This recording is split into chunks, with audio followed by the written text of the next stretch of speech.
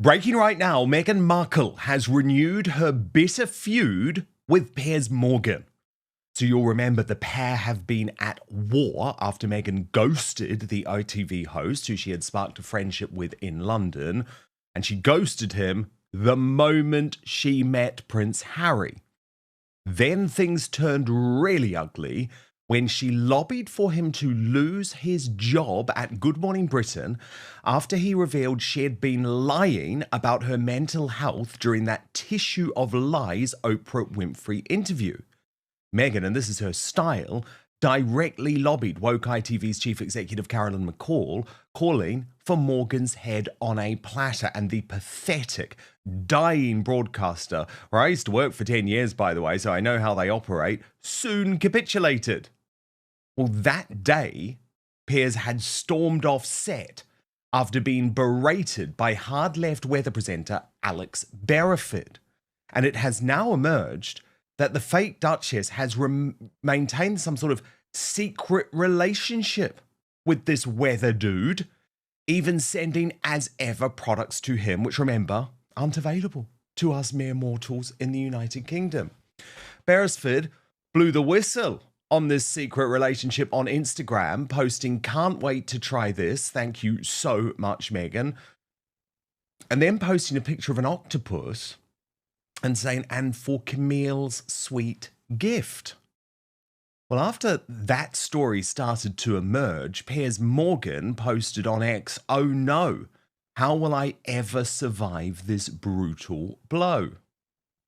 But Angela Levin, this is really interesting to me because it shows for the first time just how involved Meghan Markle was in Piers Morgan's departure from ITV, and the fact that she had struck up this friendship with the loony lefty weather presenter. I mean, she really will stop at nothing, will she, to destroy her enemies? Yes, actually, what is a very interesting thing to tell you that Alex Beresford, I had a bit of a punch-up with him because I said something that was critical about Meghan long ago when I was on the TV with him.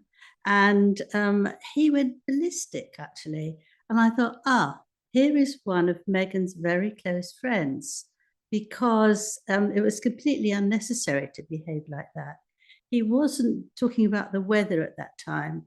He was a guest presenter, so he had quite an important job. And he was really shouting at me. And I just said, I never want to go on when he's there again, because what does he know? You know, has he spent 15 months with Harry? Has he got to know him very well? Or even Meghan? Did he go on their first engagement? Did he? No. He was actually just determined that nobody was going to say anything nasty about Meghan, which I think actually explains why he would get a present now, because Meghan knew him and perhaps used him a long time ago. That's absolutely fascinating, isn't it, Angela? Because what it suggests to me is that this guy is a fully paid up member of the Sussex squad. And clearly, for some time, he's been working behind the scenes, Angela Levin. And the thing is, you're just getting better with age. Let me tell you, you're getting better with age. But the thing is, Angela, I know what's been going on backstage at ITV for some time, because remember, I was there. I saw the pressure that was put on me via people like Tom Bradby, you know, the ITV news lead presenter, who would run to the bosses and say, "This is completely wrong that Dan Wootton is on the Lorraine show saying these things about Meghan Markle." What was I saying? I was saying the truth. So I find it absolutely astonishing that we have a public service broadcaster. Remember, ITV is a public service broadcaster. They get this government support because they're meant to provide impartial news, effectively secretly working with Team Meghan Markle to censor the truth about her. So actually, this is much more than just her sending him a little bit of jam, isn't it? A little bit of a scam jam, which he'll have to pretend to like. Jam, yeah. Yes, absolutely, because he was patronising and he was aggressive and all those things which actually wash over me, and I can't be bothered with them. But I don't try and fight back. You know, lots of people do, but I can't be bothered to waste my time with that. But he was really most unpleasant man. if you said anything about her. I saw him do that after he'd had a go at me with other people, as if he'd, was in charge, which is also a type of thing that Meghan really likes. He's in charge of what's going on, and he knows that Meghan is absolutely super wonderful. But he's the weather presenter. He is Yeah, the well, he weather was. presenter. What Yeah, on but he was earth does he know? promoted. His only qualification, I believe, for talking about Meghan Markle is the fact, I think, that he came from a mixed race heritage. But actually, he never reported on the royals. When it comes to Piers Morgan, I trust what Piers was saying much more about the Oprah Winfrey interview, Angela, given that his friends and allies include Queen Camilla herself and the princesses Beatrice and Eugenie. But the fact is, Meghan was lying. I mean, there's so much proof that she was lying in that interview. But that doesn't matter, does it? I mean, Meghan lies. She's lied throughout the time that we've known her. But that doesn't matter, because if Meghan says it, it's fine. But, his aggression and rudeness, I was being quite nice at the time. I was criticizing him, but not being quite bad at all, because I wanted to tread carefully and thought, maybe she's just married and maybe it's difficult. You make allowances, but you don't make allowances after such a long time, because you realize that this is the characteristic and this is how they behave. And I think you might very well be right that there's much more to this than, oh no, get rid of it. You're being horrible. Stunning. Oh dear, how embarrassing. Oh, look, I'm always wearing red. Why is that? You are today, On fire. but you're On often not on this fire. show. But Angela, isn't the reality here that this is all about Meghan wanting to poke Piers Morgan, wanting to try and poke the bear? Because actually Piers Morgan hasn't been talking much about Meghan Markle lately, and she doesn't like that. Because let me tell you, there's no way Alex Beresford went public with their personal friendship for the first time and posted those pictures without the express permission of the fake Duchess, because he knows that if he were to just post those pictures without the express permission of the fake Duchess, he could be ghosted, just like she ghosts anyone who she's not happy with. So this was a plot, this was a ploy, but I would argue the reality is, and I don't agree with Piers on a lot of things, but the reality is that when it comes to Harry and Meghan and his coverage of the royal family, he won. He will be proven correct by history, and the fact that their skins are so thin, to the point, by the way, remember, Angela, we spoke about this a few weeks ago, Harry went ballistic. That was Piers Morgan's word, went ballistic at Princess Eugenie when he saw those pictures, those paparazzi pictures of Piers Morgan in a wider group with the princess. So they're the ones that are rattled by Piers Morgan, not the other way around. He's living his life. Why does he care? She's very resentful, and if anybody says something, and Harry's the same, because I expect she screams and shouts at home that that upsets him. So, what are you going to do about it, type of woman. And so he feels terrible because he feels it's his responsibility, which it isn't, of course, because he's one person and she's another, and nobody could keep up with her behaviour.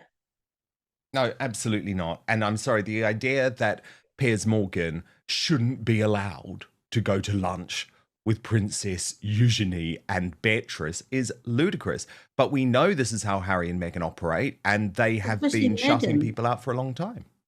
Especially Meghan, because she's such a controller that if you do one thing out, you often had it. We've seen that with her friends. If they say something or they're within a different group of people that Meghan doesn't approve of, she wants nothing to do with you. I mean, it can be scary for the people who've actually really liked her, but I think there's fewer and fewer people who like her, and that's why she goes to the friends who were friends a while ago, and so they can say something. She keeps wanting different people to boost her by saying how wonderful she is, but it could be that we're running out of them. And then, Angela, we have this awful display in New York where even the mainstream media, like even the New York Post, look at their headline.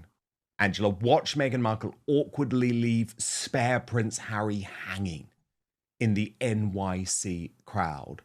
And actually, I'll show you this from Meghan's mole too, who put these two pictures side by side and said, for a split second, Prince Harry grew a pair and remembered he was the blood royal who should be walking ahead, only to be slapped back down to reality by the woman he married, who reminded him she's number one, not him. When you look at Harry's face in that moment, it's like he can't hide his feelings. I mean, you know him very well. You were his biographer. You were with him for 18 months. But I don't think he can hide his feelings. And it was like one of those moments where he showed to the world, oh, God, I'm just a piece of royal arm candy. How did this happen? Yes, his face speaks for him. I saw that throughout the time I spoke to him. You could tell. Look at it. Look at that grimace. Yes. And his arms go to the side and he pulls up his trousers. He's mortified. Yes. Well, he must be used for it. This is how she treats him most of the time. And this one is that he can look out, make sure nobody's coming. It's not, standing in front. It's only that. He has to check, never mind the people who are there. He has to be responsible for how she is. But, that's not his job. He's her husband. Of course he would do it if it's just by himself. But you don't need all those people to do that. And he has to, that's his job. If he doesn't look left and right to make sure who's coming, then he's worth nothing. I mean, you actually described him, Angela, to me earlier. You said he's looking like an anxious protection officer. Yes. Yes, just started learning how to do it. Yeah. And I guess he's so nervous of her because he knows what her temper tantrums can turn into. Then, yes. Angela, there's also been a lot of talk about the fact that Meghan is constantly cosplaying Princess Diana and also copying Catherine, the Princess of Wales. And with this outfit, she achieved the slam dunk because she managed to do both things at one time. I have never seen anything more ugly. Honestly, that is a horrible beige. It's not been ironed. It's much too big. It sort of doesn't fit her at all. I mean, when Catherine wears something, she looks wonderful whatever she wears because it's beautifully cut. It's not a case of money with Meghan. She's got masses of money, but she can't actually look good in anything. I don't know why she wants to wear rubbish, actually, or look like rubbish. It's extraordinary because she's so self-conscious and yet she makes herself look terrible. Diana looked gorgeous and everything, but Meghan is one of those people who looks rotten in most things. Really, I can't think of anything that really is nice. And I remember sitting there talking about Meghan's dress when she got married, and it was very awkward because I thought it's the most ugly, awful, boring dress I've ever seen. And I had to be careful because, it was a thrilling day. I was doing it for CNN the whole day from 4 a.m. to 10 p.m. talking about her and her dress and everything else that was going on. And you could say, actually, but I mean, surely for your wedding or anything else that's important, where the press is there, that you look lovely. How can you choose to look like rubbish? I mean, I'm no fashion guy, and I usually keep out of the fashion conversation, but I did see someone the other day saying that Meghan Markle's wedding dress is the worst wedding dress in the history of the British royal family, which I think was quite something. Now, yeah. Angela, I want to show you Megyn Kelly's reaction to what's been going on with Meghan over the past 24 hours, because this is really interesting. Even though Meghan gave that bizarre on-stage interview at Time magazine, where she was interviewed by the chief executive, who wasn't conducting an interview at all. It was like a fan Q&A. Meghan actually didn't make the Time 100, the list of the most influential, but Megyn Kelly did. And unfortunately... She's wonderful. She is wonderful. She's wonderful. But unfortunately, Meghan Markle did skip the event, but despite the fact that she was part of this Time panel, Meghan didn't hold back. And what she was really angry about on her show was the complete sycophancy from the Time interviewer. But I don't think the staff members who you've been tracking for the past number of years, who were bullied into submission, so much so that some of them ended up in therapy or rehab, I don't think they were talking about Meghan's love language. It's certainly a weird type of love language, isn't it? Well, actually, what really got me when she said this in America, that Africa, nobody's asking how I am. She was there where there were loads of children who'd had legs or arms blown up because of the bombs under the earth. Little children, or there were people who were damaged by the things that the raping that was going on, which was absolutely massive. And she didn't show what you could say was really good care about that. She wanted to talk about herself because not enough people were asking her about herself. Never mind these children who are wounded for life. Never mind that they've been raped again and again and again before they're even 10. And I just found that was beyond somebody being arrogant. It was just absolutely horrible. Very good point, Angela. Very good point. Now, there was another part of that interview, and I found it really fascinating, where Meghan was asked about, what guests do you want on your show? And we know, because I was reporting it earlier in the week, Angela, that all of the A-listers have said no. Beyonce said no. Taylor Swift has said no. Megan Thee Stallion, who's apparently a rapper, has said no. So all of these big names have said no. And she was really tripped up because she's like, I don't know who I want. I've had everyone who I want. And we're like, who? Who do you mean? And she mentioned this guy called Jose Andre. Now, I'd actually never heard of him, but we had According to Taz on yesterday. And According to Taz said, look, that's a big chef. And Paula M posted on this. Icon Martha Stewart reacts to Meghan Markle D-Less show. Chef Jose Andre is asked if he'll be on Meghan's cooking show, and he said no. Yet Meghan said today he was in her show. This interview was on April the 23rd, 2 days ago. I mean, all very odd, Angela. I did love Martha Stewart's answer, though. Oh, is it on? Yeah. Is it on? That says everything, doesn't it? You can be very polite and look as if you're really enjoying it. And you say, is it on yet? She's had it on for several weeks. And she's obviously would have heard about it and made no attempt to go. But doesn't want to even think that she considered it, which is quite a heavy-handed, you'll be lucky, mate, I won't be there. Indeed, very, very weird, very weird. Angela, I'm really quite horrified by Harry and Meghan's latest attempt to shut down free speech, using, in this case, dead children. Now, let me show you what Meghan posted on Instagram. She wrote, an important and emotional evening last night in New York as we unveiled No Child Lost to Social Media with parents and families who have lost their children to online harms.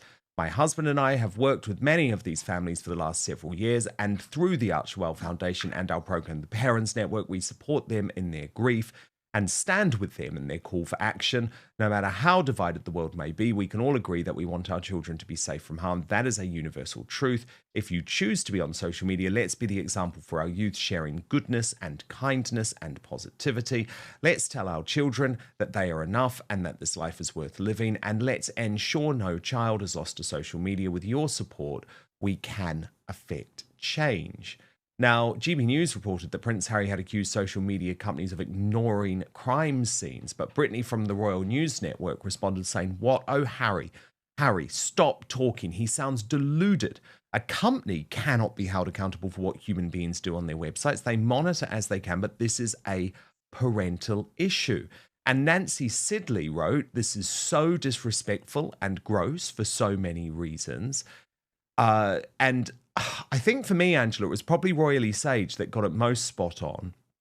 They said, until Archewell and the Harkles call out the Sussex squad, this is just more empty and shallow PR nonsense. And they actually posted to just one tweet, but we could have picked one of tens of thousands, Angela, but this was from the Wanton Wench. And it was about Catherine, the Princess of Wales. And it said, people like you are why many despised Kate Middleton today. I heard she got pregnant by Thomas Kingston. She got beaten and got internal organ ruptures until she died. William got into an altercation with Tom, which ended tragically. So the point being, Angela, for a very, very long time, Harry and Meghan have allowed the Sussex squad to run wild, allow that sort of bile to go out on the internet about Catherine, the Princess of Wales, which makes it so hypocritical. But anyway, it gets worse because Harry and Meghan then allowed the British bashing corporation, BBC News, to film this apparently personal moment. Angela, obviously my heart goes out to those families, but I think the way Prince Harry and Meghan Markle are using them to encourage censorship, and that's what it is so morally repulsive. Yeah, it's disgusting. Everything about it makes me feel incredibly angry. Let me just read some of the things that she said. One boring thing is that, they were the children. What I feel about it is that children take action from their parents. So the way to help them is actually to be a good parent yourself. If you smoke, they will probably smoke. Now Meghan's gone back to going on social things and using it non-stop, but it's all right for her, which is absolute nonsense and so disgusting that they would make a commentary about that. I think the picture there is Meghan wants to be hugged. She wants to be shown that she's loved by everybody, but she isn't. And she's using this, actually, which is very helpful for her next presentation of whatever nonsense it is. She wants to feel loved and wanted. And she's not loved and wanted, really. And I think also that it's Harry's thing that he should do it, because at least he doesn't use social media, where she is. And I think that that's disgusting that she could do that. And it's disgusting as well, but not quite as bad as saying that, it's all right for her, but not for everybody else. It's the same old thing. And dodging out of the question, what do you feel about your children? They're too young. Let me tell you that 5-year-olds are not too young to see what their parents are doing. And also the two children are hanging around Meghan so that they're in the sort of talk of what she's doing and where they are. And they can see that it's being filmed. So they know exactly what they're doing in their own way. And so they just jump. Have celebrity feuds become less about personal disagreements and more about public image? That's the question many people are asking after the latest chapter in the long-running dispute between Meghan Markle and broadcaster Piers Morgan. For years, their public clash has generated headlines, opinion pieces, and countless debates across television and social media. What began as a disagreement over Meghan's interview with Oprah Winfrey has evolved into one of the most recognizable media rivalries involving the royal family. The latest discussion began after weather presenter Alex Beresford shared on Instagram that he had received products from Meghan Markle's lifestyle brand, thanking her publicly for the gift. The post quickly attracted attention because Beresford is widely remembered for his on-air confrontation with Piers Morgan on Good Morning Britain in 2021. That exchange ended with Morgan walking off the set and ultimately leaving the program, making any perceived connection between Beresford and Meghan an instant talking point.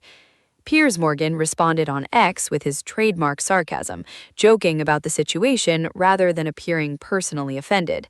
Even so, the exchange reignited debate about whether the relationship between Meghan and Beresford has existed for some time or whether the gift was simply a friendly gesture with no broader meaning.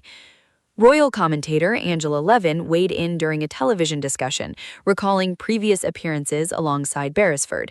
She said she felt he strongly defended Meghan whenever criticism arose and described him as particularly passionate during those exchanges. Levin suggested that his public support for Meghan had been noticeable for years, though she acknowledged she could not know the full extent of any personal friendship. Those comments quickly sparked wider discussion online. Supporters of Meghan argued that receiving a gift from someone is hardly evidence of any coordinated effort against Morgan or anyone else. Critics, however, viewed the Instagram post as another example of public figures aligning themselves within an already polarized debate. The broader issue extends far beyond one Instagram story. The relationship between Meghan Markle and Piers Morgan has become symbolic of the wider divide in public opinion surrounding the Duke and Duchesses. To some, Morgan represents a journalist unwilling to soften his criticism despite public pressure. To others, his coverage has been unnecessarily harsh and deeply personal. That difference in perspective helps explain why even relatively small developments quickly become headline news. Every social media post, television interview, or public appearance is viewed through the lens of a rivalry that has been building for years. The events of 2021 remain central to understanding why this story continues to attract attention. Following Meghan and Prince Harry's interview with Oprah, Morgan publicly questioned several of Meghan's claims. His remarks generated thousands of complaints and widespread criticism. After a heated exchange with Beresford on live television, Morgan left the set and later departed Good Morning Britain. Morgan has consistently maintained that he was entitled to express skepticism about claims made during the interview. Meanwhile, many viewers believed his comments were insensitive, particularly regarding Meghan's discussion of her mental health. Those opposing interpretations continue to shape how audiences view every new chapter of this dispute. Whether the recent Instagram post was simply an innocent thank you or something that inevitably reignited an old controversy depends largely on individual perspective. What is clear is that the feud itself remains one of the most discussed stories involving royal commentators and British media personalities. And perhaps that's the most interesting part of all. Long-running public disagreements often take on a life of their own. They become larger than the original incident, drawing in commentators, audiences, and social media users who interpret every new development through existing loyalties. As this latest episode demonstrates, the conversation is no longer just about two individuals. It's about media influence, public perception, and how celebrity narratives continue to evolve in the digital age.